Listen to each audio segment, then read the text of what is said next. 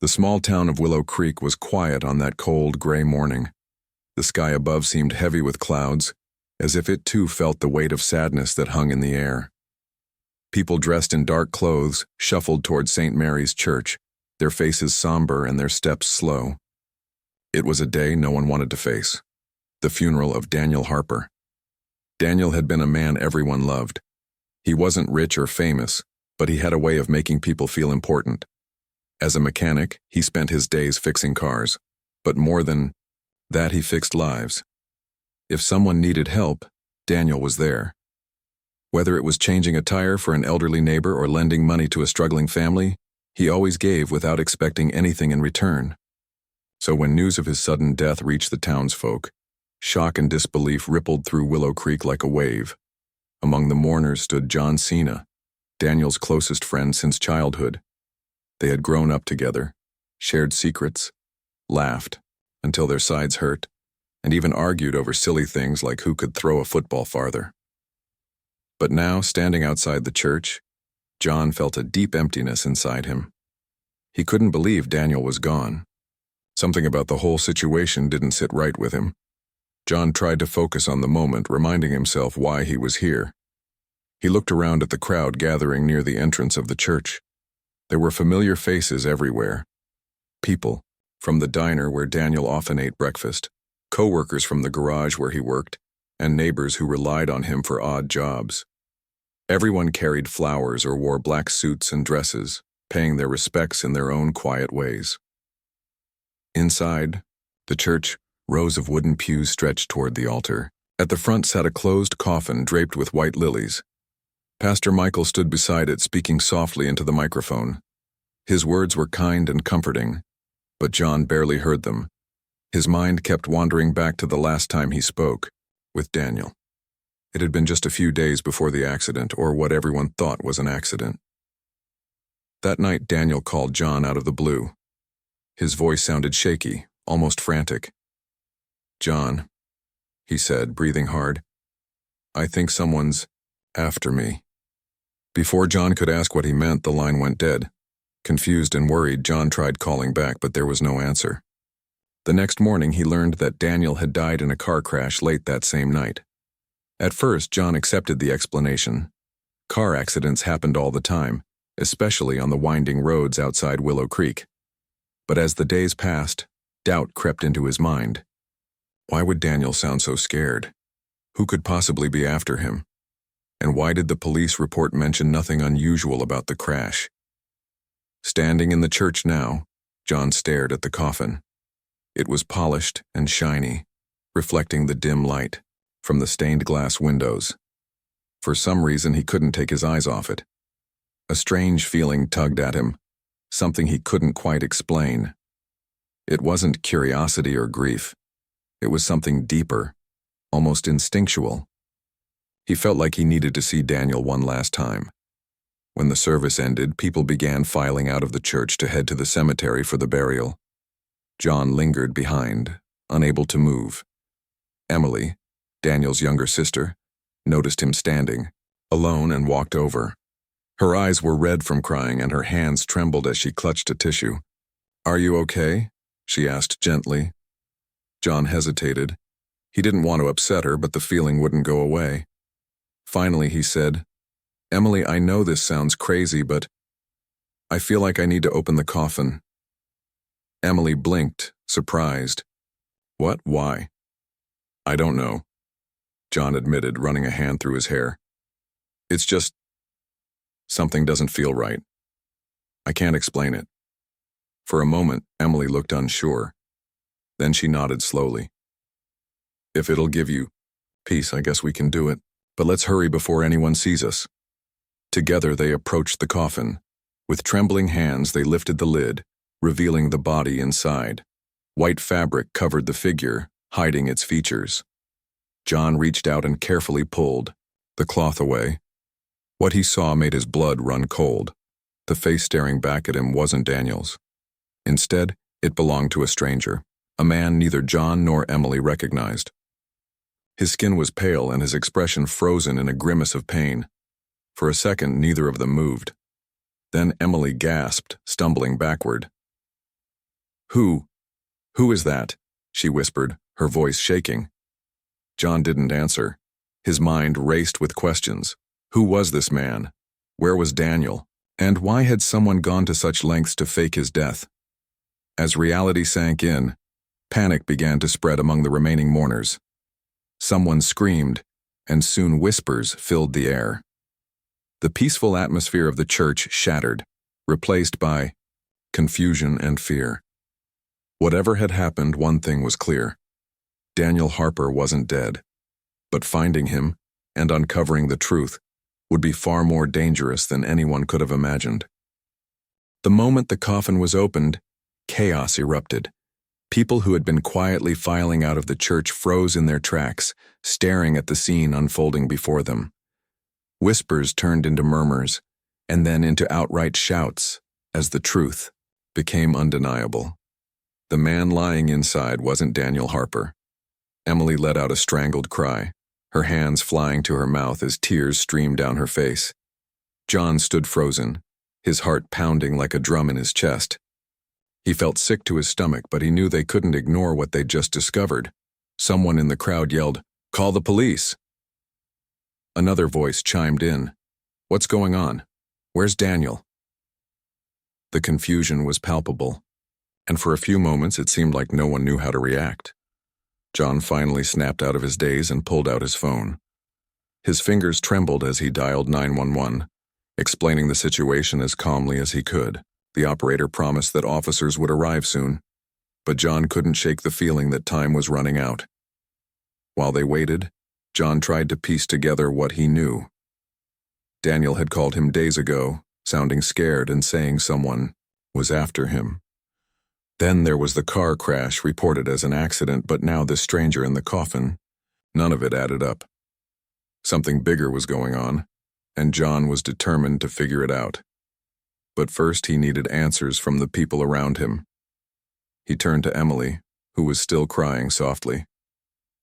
"Do you recognize him?" he asked, nodding toward the body. Emily shook her head, her eyes wide with fear. "No, I've never seen him before. Who is he? Why is he here instead of Daniel?" John didn't have an answer, but he knew they couldn't leave things like this. As the minutes ticked by, more questions swirled in his mind. Was Daniel alive? If so, where was he? And why had someone gone to such lengths to make everyone believe he was dead? When the police arrived, the mood shifted again. Two officers stepped into the church, their faces serious as they surveyed the scene. One of them introduced herself as Detective Laura Bennett. She was tall and sharp-eyed with a no-nonsense demeanor that immediately commanded respect. After listening to John and Emily explain what had happened, she examined the coffin carefully, taking notes and snapping photos with her phone. "This changes everything," Detective Bennett said finally, her tone grim. "If Daniel isn't dead, we need to find him, and fast. Whoever did this clearly doesn't want him found." Her words sent a chill through the room. John exchanged a glance with Emily, both of them realizing the gravity of the situation. This wasn't just some mix-up or mistake. It was deliberate. Someone had gone to great lengths to fake Daniel's death, using this stranger's body as a decoy. But why, and who was behind it? Detective Bennett wasted no time getting to work. She asked John and Emily to come down to the station to give formal statements. On the way there, John's mind raced. He thought about all the times Daniel had helped him over the years, the late-night talks, the advice, the laughter. Now, his best friend was missing, possibly in danger, and John felt powerless to help. At the station, Detective Bennett led them into a small interview room. She sat across from them, her notebook open on the table. "Tell me everything you know about Daniel," she said. "Anything unusual in the past few weeks? Did he mention being threatened or having problems with anyone?" John hesitated, unsure where to begin. Then he remembered Daniel's phone call, the one that ended so abruptly. "A few nights ago he called me," John explained. "He sounded really scared. He said something about someone being after him, but the line cut off." Before he could explain, Emily nodded, confirming the story. "That's right. We were all worried when we heard about the crash, but now..." Do you think whoever was after him might have done this? Her voice cracked on the last word, and she wiped away fresh tears. Detective Bennett leaned back in her chair, her expression thoughtful. It's possible. Let's not jump to conclusions yet, but it's clear this wasn't a random accident. Someone wanted us to believe Daniel was dead. The question is, why? They continued talking. John suddenly remembered something else. Just before the funeral, he'd noticed a strange message on Daniel's phone. At the time, he'd dismissed it as junk mail, but now it seemed important. Wait, he said, pulling out his own phone. I took a picture of it because I thought it looked weird. Maybe it means something. He showed the photo to Detective Bennett. It was a text message addressed to Daniel, but the content was cryptic. You shouldn't have taken it, now you'll pay. There was no name attached, just a string of numbers. Detective Bennett frowned. This could be a lead. Whoever sent this might be involved. Do you have any idea what it refers to? John shook his head. Not a clue. But knowing Daniel, it has to be something big. He wouldn't risk his life over something trivial. After hours of questioning, the detective told them they were free to go for now. She promised to look into the case further and keep them updated. As they left the station, John felt a mix of frustration and determination. They were closer to understanding what had happened, but they still had no idea where Daniel was or if he was even safe. That evening, John and Emily met at Daniel's workshop, hoping to find clues. The place was exactly as Daniel had left it. Tools scattered on the workbench, oil stains on the floor, and shelves lined with spare parts. It smelled faintly of gasoline and metal, a scent that reminded John of countless afternoons spent tinkering alongside his friend. They started searching methodically, looking for anything unusual. In one corner of the room, Emily found a stack of papers tucked inside a toolbox. Most of them were invoices and repair orders, but buried beneath them was something different. A flash drive. What's this? She asked, holding it up. John shrugged. I don't know, but it's worth checking out. Back at John's house, they plugged the flash drive into his computer. At first, nothing seemed to happen. Then a folder appeared on the screen, filled with files labeled with names and dates. When they opened one, they realized it contained documents, emails, bank records, and photos, all pointing to illegal activities involving a local construction company. This is huge, John muttered, scrolling through the files. Looks like Daniel stumbled onto something big. Corruption, bribery, maybe even fraud. Emily's eyes widened. Do you think this is why someone came after him? Because he found out about this? It makes sense, John replied. Whoever runs this operation wouldn't want these documents getting out. If Daniel tried to expose them, he trailed off, the implication hanging heavy in the air. They both knew what that meant. Daniel had uncovered dangerous secrets, and now his life was in jeopardy. As night fell, John and Emily decided to take turns watching the news and monitoring social media for any updates. They also made copies of the files, just in case. Exhaustion began to set in, but neither of them could sleep. Too much was at stake. Every hour that passed without finding Daniel felt like another step closer to disaster. Around midnight, a loud bang outside startled them. John rushed to the window, peering out into the darkness. A shadowy figure darted across the yard, disappearing into the trees beyond. Heart racing, John grabbed a flashlight and cautiously stepped outside. The air was cold, and the wind carried the sound of rustling leaves. He scanned the area but saw nothing. When he returned to the house, Emily was pale with fear. What was that? She whispered. I don't know, John admitted. But I don't like it. Whoever's behind this knows we're onto them.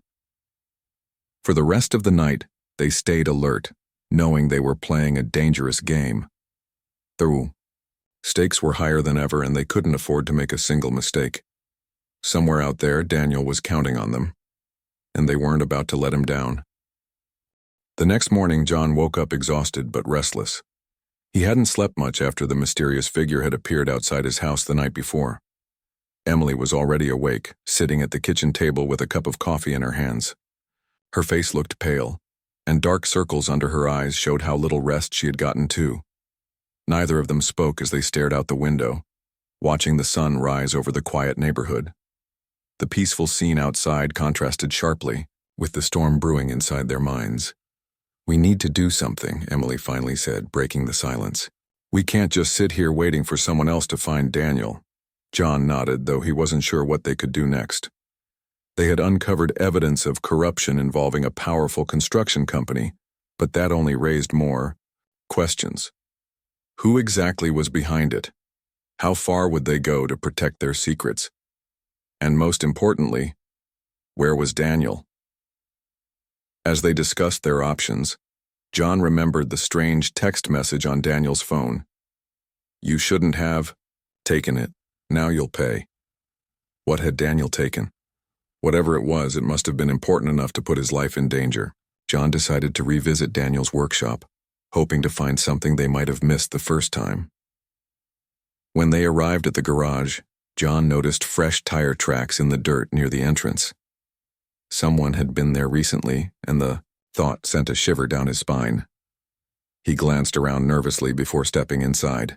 The place looked untouched, but John knew better than to trust appearances. Whoever had been here might still be watching. They began searching again, this time paying closer attention to every detail. In a corner of the room, hidden behind a stack of old tires, Emily found a small metal box. It was locked, but John managed to pry it open using a screwdriver. Inside was a collection of photographs, pictures of men in suits exchanging briefcases, trucks unloading suspicious crates, and documents stamped with official-looking seals. "These must be part of whatever Daniel was investigating," John said, flipping through the photos. "But why didn't he tell anyone about it?" Emily shook her head. Maybe he didn't trust anyone, or maybe he didn't have time. Her words hung in the air, reminding them both of the urgency of the situation. If Daniel was still alive, they needed to act quickly, but with so many unknowns, they weren't sure where to start. Later that afternoon, while reviewing the flash drive files again, John spotted something new, a partial address scrawled at the bottom of one document, 417 Elm. It wasn't much, but it was a lead. Without wasting another moment, they hopped into John's truck and headed toward Elm Street. Elm Street was located on the outskirts of Willow Creek, an area known for abandoned buildings and empty warehouses. As they drove, the landscape grew increasingly desolate, with broken streetlights casting eerie shadows across the road. When they reached number 417, they found themselves staring at a crumbling structure surrounded by chain-link fences topped with barbed wire. "This has to be it," John muttered, parking the truck a safe distance away. "Let's check it out." They approached cautiously, keeping an eye out for any signs of movement. The front gate was chained shut, but a side door stood slightly ajar. Pushing it open, they stepped inside, their footsteps echoing in the vast, empty space. The air smelled damp and metallic, and the dim light filtering through cracked windows revealed piles of debris scattered across the floor. "Daniel," John called out softly, his voice trembling. There was no response, only the sound of dripping water somewhere in the distance. They moved deeper into the building, their hearts pounding with anticipation and fear. In one corner of the warehouse, they discovered stacks of boxes filled with counterfeit goods and forged documents. It was clear that someone was using this place as a base of operations. But where was Daniel? Had he been here? And if so, what had happened to him? Just as they were about to give up hope, John heard a faint noise coming from behind a pile of crates. He signaled for Emily to stay back as he crept forward, holding his breath. Then suddenly, a figure emerged from the shadows. It was a man, disheveled and wide-eyed, clutching a piece of paper in his hand. "Please don't hurt me," the man stammered, raising his hands defensively. John relaxed slightly, recognizing the man as one of the workers from the construction company mentioned in the documents. "We're not here to hurt you," he said calmly. "We're looking for our friend Daniel Harper. Do you know where he is?" The man hesitated, glancing nervously at the door. "If I tell you, they'll kill me," he whispered. "They won't know," John assured him. "Just tell us what you know." After a long pause, the man nodded reluctantly. "He's here, somewhere. They brought him in 2 days ago. He knows too much. They're planning to—" His voice trailed off as the sound of approaching footsteps echoed through the warehouse. John and Emily exchanged a panicked glance. "We need to hide," Emily whispered urgently. They ducked behind a stack of crates just as 2 men entered the room. One of them carried a flashlight, sweeping it across the space as they searched for intruders. The worker who had been talking to John backed away slowly, trying to blend into the shadows. "Did you hear something?" one of the men asked, his voice gruff. "No, probably just rats," the other replied dismissively. For several tense minutes, John and Emily remained perfectly still, barely daring to breathe. Finally, the men left, slamming the door behind them. Only then did John dare to move. "We need to get out of here," he whispered to Emily. "But we can't leave without finding Daniel." With renewed determination, they continued their search. Following the workers' vague directions, they eventually stumbled upon a locked door at the far end of the warehouse. Using a crowbar they found nearby, John pried it open, and what they saw inside made their blood run cold. There, tied to a chair and gagged, was Daniel. His face was bruised and his clothes were torn, but he was alive. When he saw John and Emily, his eyes lit up with relief. "Thank God," Emily breathed, rushing to untie him. "Are you okay?" Daniel nodded weakly, wincing as he tried to stand. "I'm fine, but we need to get out of here. They'll be back soon." Without wasting another second, they helped Daniel to his feet and hurried toward the exit. But as they reached the door, they realized they weren't alone. The 2 men who had searched the warehouse earlier were standing outside, blocking their way. Both held weapons and their expressions were grim.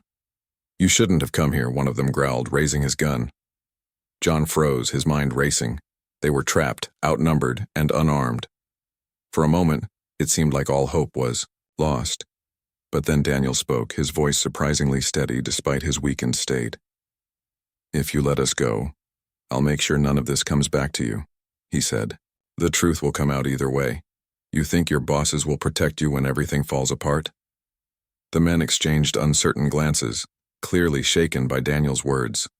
Seizing the opportunity, John grabbed a nearby pipe and lunged forward, catching one of them off guard.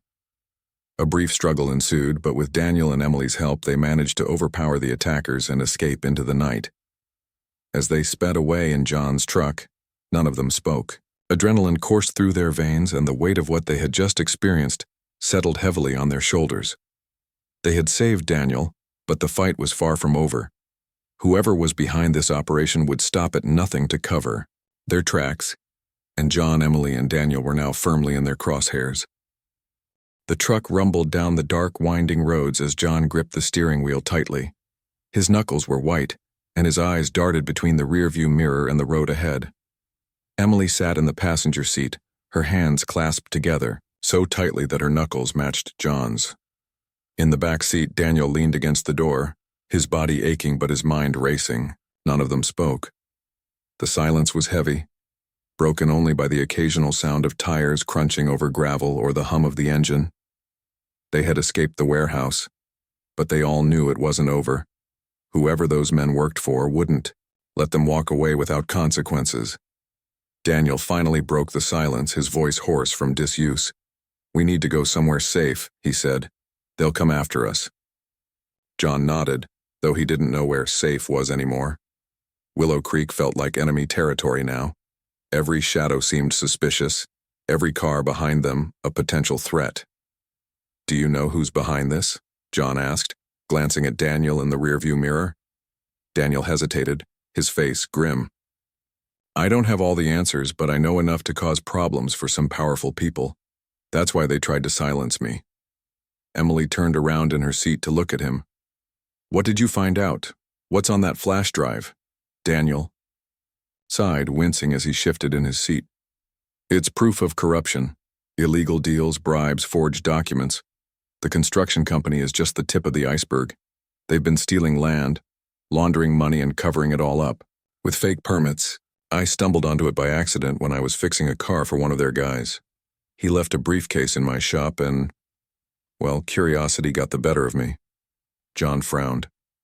So you took the briefcase? No, Daniel replied quickly. I copied what was inside and put it back before anyone noticed, but someone must have found out. That's when the threat started.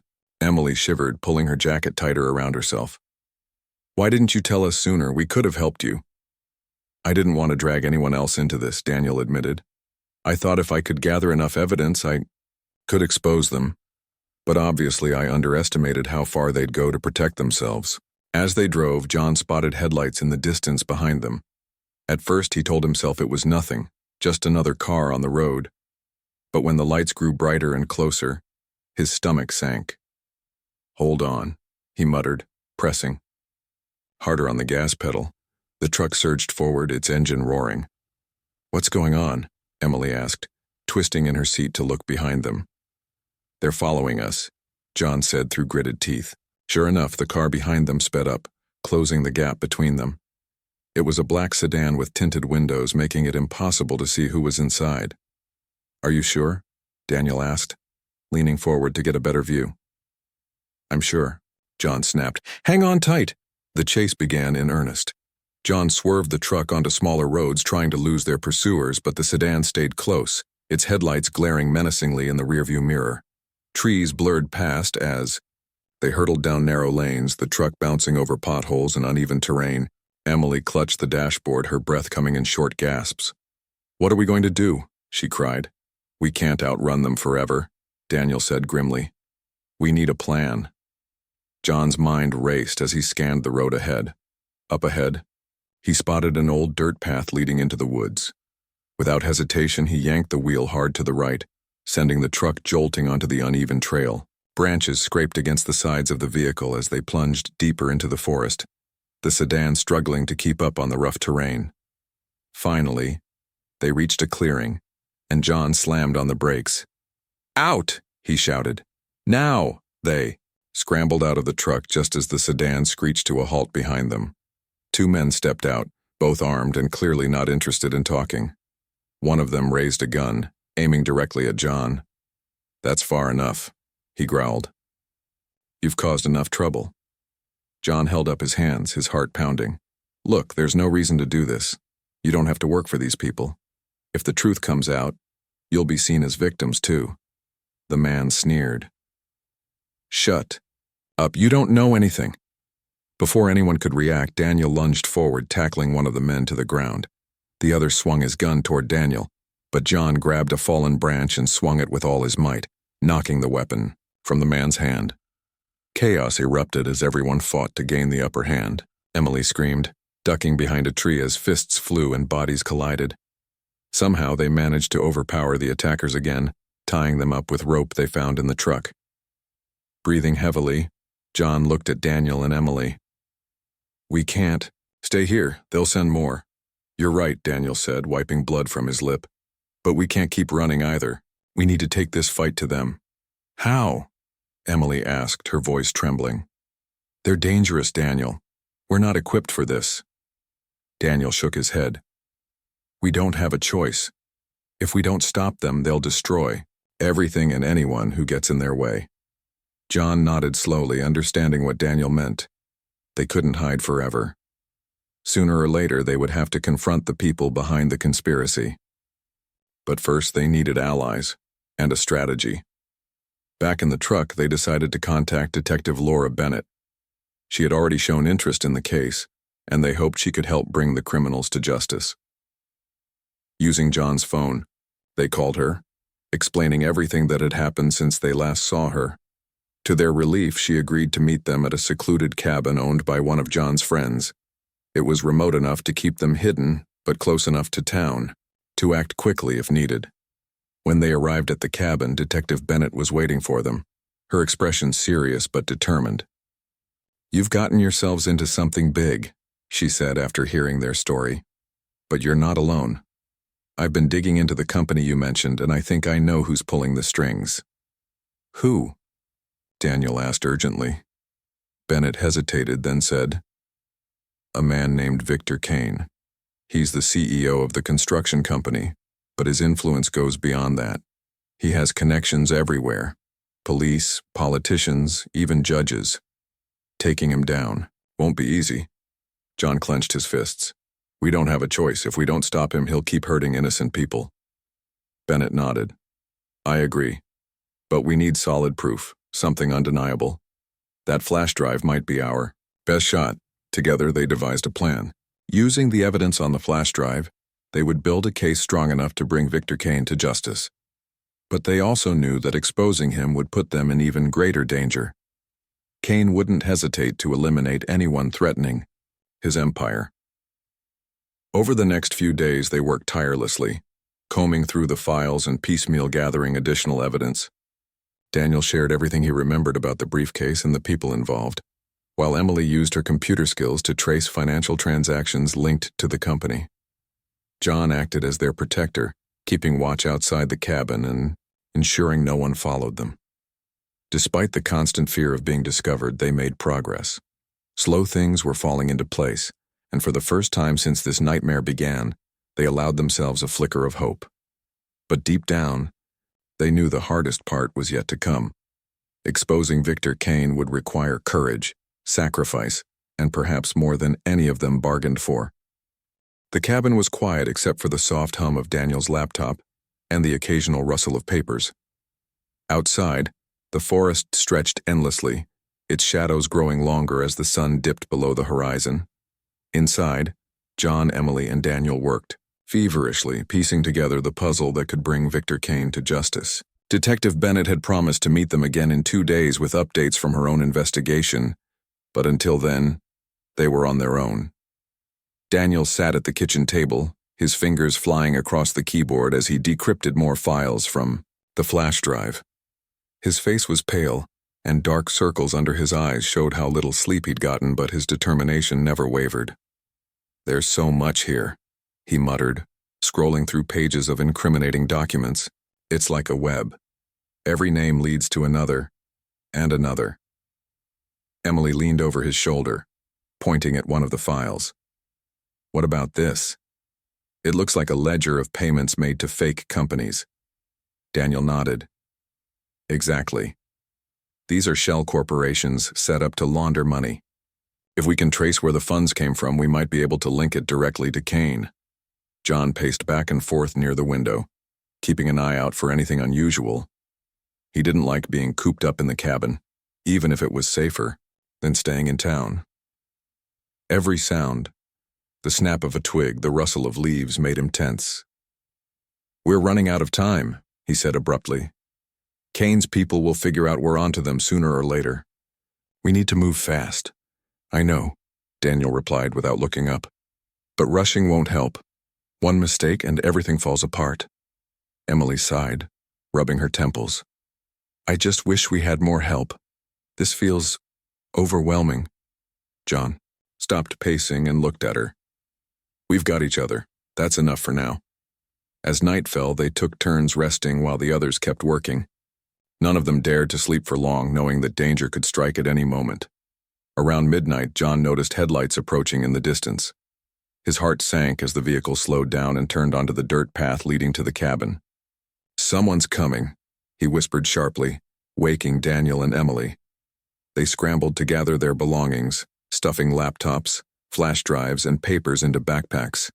John grabbed a flashlight and peered cautiously out the window. The car, a black SUV, parked a short distance away, and 3 men stepped out. All of them wore dark clothing and carried flashlights, scanning the area methodically. "They found us," Emily whispered, panic rising in her voice. "Stay calm," John said, though his own hands were trembling. "We knew this could happen. Let's stick to the plan." The plan was simple. If they were discovered, they would split up. John would create a diversion to draw attention away from the others, giving Daniel and Emily time to escape with the evidence. It wasn't perfect, but it was all they had. As the men approached the cabin, John slipped outside through the back door. He moved silently, circling around to the front of the building. When he was sure the intruders were focused on searching the house, he shouted, "Hey, over here!" The men spun around, their flashlights illuminating John as he sprinted into the woods. Shouts erupted behind him as they gave chase, leaving the cabin unguarded. Meanwhile, Daniel and Emily hurried out the back door, heading in the opposite direction. They ran as fast as they could, their breaths coming in ragged gasps as branches whipped at their faces. Once they reached a clearing, Emily collapsed to her knees, clutching her side. "We can't keep doing this," she panted. "We're not cut out for this kind of thing." Daniel knelt beside her, his expression grim. "I know. But we don't have a choice.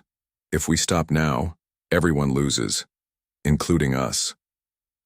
After catching their breath, they continued moving, sticking to the densest parts of the forest to avoid detection. Hours passed before they finally felt safe enough to stop. Exhausted, they huddled together under a cluster of trees, listening for any sign of pursuit. So far, it seemed like they had lost their trackers. Back at the cabin, John led the men on a wild chase through the woods. He zigzagged between trees, doubling back occasionally to confuse them. At one point, he stumbled into a shallow stream and waded through it, hoping to mask his trail. By the time he reached a rocky hillside, he realized he had shaken them off, or so he thought. Crouching behind a boulder, John caught his breath and listened carefully. Silence surrounded him, broken only by the distant hoot of an owl. For a moment, he allowed himself to believe he had succeeded. Then, suddenly, a voice spoke from behind him. "You're persistent, I'll give you that." John froze, his blood turning cold. Slowly, he turned to see one of the men standing there, his flashlight trained on John's face. "Where are your friends?" the man demanded. John didn't answer. Instead, he lunged forward, tackling the man to the ground. The flashlight clattered away, plunging them into darkness. They grappled fiercely, each trying to gain the upper hand. Finally, John managed to pin the man down and knock him unconscious with a nearby rock. Breathing heavily, he stood up and glanced around. He couldn't stay here. They would regroup and come after him again. Determined to find Daniel and Emily, John retraced his steps through the forest. It wasn't easy. The darkness made it hard to see, and every step felt like a gamble. But eventually, he spotted faint light filtering through the trees. Following it, he found Daniel and Emily sitting by a small fire they had built to keep warm. "You made it," Emily said, relief washing over her face. "For now," John replied, dropping his backpack beside them. "But we can't stay here. They'll find us eventually." Daniel nodded. "We need to get the evidence to Detective Bennett. She's our only chance." Early the next morning, they set off toward Willow Creek, moving cautiously to avoid drawing attention. Along the way, they debated whether going back to town was a good idea, but they had no other options. Bennett was their lifeline. If anyone could protect them and expose Kane, it was her. When they finally reached the outskirts of Willow Creek, they spotted a familiar car parked near an abandoned gas station. It was Detective Bennett's. As they approached, she stepped out, her expression stern but relieved. "You look like hell," she said bluntly. "Are you okay?" "We've been better," John admitted. "But we've got what you need." Handing over the flash drive and the documents they had gathered, Daniel explained everything they had uncovered. Bennett listened intently, her brow furrowing as she flipped through the files. "This is huge," she said finally. "With this kind of evidence, we can take Kane down. But it won't be easy. He has powerful allies." "We know," Daniel said, "but we're ready." Bennett hesitated, then nodded. "All right, here's what we'll do. I'll get this information to the authorities and start building a case. In the meantime, you three need to lay low. Kane's people will be watching, and I can't guarantee your safety unless you stay hidden." They agreed to follow her instructions, knowing it was their best shot. Over the next few days, Bennett worked tirelessly, coordinating with federal agents and gathering additional evidence against Kane. Meanwhile, John, Emily, and Daniel stayed in a safe house provided by the police, waiting anxiously for news. Finally, Bennett called them with an update. "We're moving in tonight," she said. "Kane's operation is bigger than we thought, but we've got enough to shut it down. Stay put. I'll let you know when it's over." That night, they sat glued to the TV, watching as breaking news reports flooded the screen. Federal agents had raided multiple properties linked to Kane, including his headquarters. Dozens of arrests were made, and mountains of evidence were seized. By morning, Victor Kane himself was in custody, charged with corruption, fraud, and conspiracy. For the first time in weeks, John, Emily, and Daniel allowed themselves to breathe a sigh of relief. The nightmare was finally over, or so they hoped. Though the danger had passed, they knew they would never forget what they had been through. Together, they had faced impossible odds and emerged victorious. And as they stood side by side, watching the sunrise over Willow Creek, they realized something important. No matter how dark things got, friendship and courage could light the way. The days following Victor Kane's arrest felt surreal for John, Emily, and Daniel. Willow Creek buzzed with whispers of the scandal as news spread about the corruption that had been hiding in plain sight. People who once praised Kane's company now spoke of betrayal and anger. The town seemed to breathe easier, as if a heavy weight had been lifted. But for John, Emily, and Daniel, the aftermath was bittersweet. They had survived, but the scars, both physical and emotional, remained. Detective Bennett visited them at the safe house one afternoon, her usual serious demeanor softened by a hint of pride. "You three did something incredible," she said, sitting down across from them at the small kitchen table. "Without your bravery, this operation might never have come to light." Daniel shrugged, though there was a flicker of gratitude in his eyes. "We didn't do it alone. You were the one who made sure the evidence got where it needed to go." Bennett smiled faintly. "True, but none of us could have done it without teamwork. Still, I want you to know, it's not over yet. Kane isn't going down without a fight. His lawyers are already trying to discredit the evidence, and some of his allies are still out there." John frowned. "What does that mean for us?" "It means you need to stay careful," Bennett replied firmly. "Kane's people might try to retaliate. For now, keep a low profile. Let the authorities handle the rest." Though they understood her warning, the idea of living in fear wasn't appealing. After everything they'd been through, they wanted their lives back, the quiet routines, the sense of safety they once took for granted. But deep down, they knew Bennett was right. Danger lingered, even if it wasn't as immediate as before. Week later, Daniel returned to his workshop, eager to reclaim a piece of normalcy. The garage smelled of oil and metal just as he remembered, but the space felt different somehow. He spent hours cleaning up the mess left behind after his abduction, organizing tools and sweeping away dust. Each task gave him a small sense of control, a reminder that life could move forward. Emily came by late in the afternoon, carrying a thermos of coffee. She set it on the workbench and looked around. "It's good to see you back here," she said softly. "Thanks," Daniel replied, wiping grease from his hands. "It feels grounding, you know? Like maybe things can go back to how they were." Emily hesitated, then asked, "Do you think they ever really will?" Daniel paused, considering her question. "Probably not completely. Too much has happened. But we can build something new. Something stronger." She nodded, though her expression remained thoughtful. "I just hope we don't forget what we learned through all of this. About standing up for what's right even when it's hard." "You won't," John said, stepping into the garage. He held up a pizza box. "Who's hungry?" They laughed, the sound breaking the tension that had settled between them. For the first time in weeks, they allowed themselves to relax, sharing stories and jokes as they ate. It was a moment of connection, a reminder of why they had fought so hard, to protect each other and the people they cared about. As the months passed, life slowly began to resemble its former self. Daniel reopened his garage, taking on more clients than ever before. Word had spread about his role in exposing the corruption, and many saw him as a hero.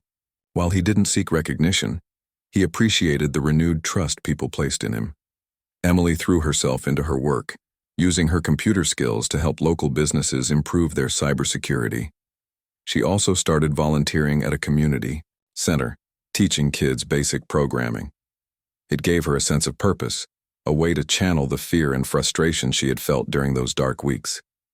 John, meanwhile, found solace in simple pleasures, spending time outdoors, fixing up his truck and reconnecting with old friends. Though he missed the adrenaline rush of their adventure, he was grateful for the quiet moments that reminded him of what truly mattered. Despite their efforts to move on, reminders of the past occasionally surfaced. One evening, while walking home from dinner, John noticed a black sedan parked near his house. His heart raced as memories of the chase flooded back.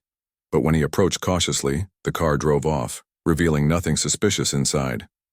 It was likely paranoia, but it served as a stark reminder that danger could always be lurking. One crisp autumn day, the town held a ceremony to honor those who had helped bring justice to Willow Creek. A plaque was unveiled in front of the courthouse, bearing the names of Daniel, Emily, and John alongside others involved in the investigation. Standing there with Emily and Daniel, John felt a mix of pride and humility. "I didn't expect this," Daniel admitted, running a hand over the engraved letters. "Neither did I," Emily added. "But it feels right. Like we're part of something bigger." John nodded. "We stood up for what was right even when it scared us. That's worth remembering." After the ceremony, the three of them walked together toward the park, enjoying the golden hues of fall leaves scattered across the ground. The air was cool, and laughter echoed from nearby playgrounds. For the first time in a long while, they felt at peace. "You know," Daniel said after a moment, "if it weren't for you two, I wouldn't be here today. I owe you everything." "Don't say that," Emily replied quickly. "We're a team, remember? Always have been, always will be." John grinned. "Besides, you'd have done the same for us." They shared a laugh, the kind that comes from shared experiences and unspoken understanding. As they sat on a bench overlooking the lake, the sun dipping below the horizon painted the sky in shades of orange and pink. Life wasn't perfect and challenges still lay ahead, but they faced them together, with courage, friendship, and hope. In the end, it wasn't just about uncovering the truth or taking down a corrupt empire. It was about finding strength in each other, even in the darkest moments. And as they watched the last rays of sunlight fade, they knew one thing for certain. No matter what the future held, they would face it side by side.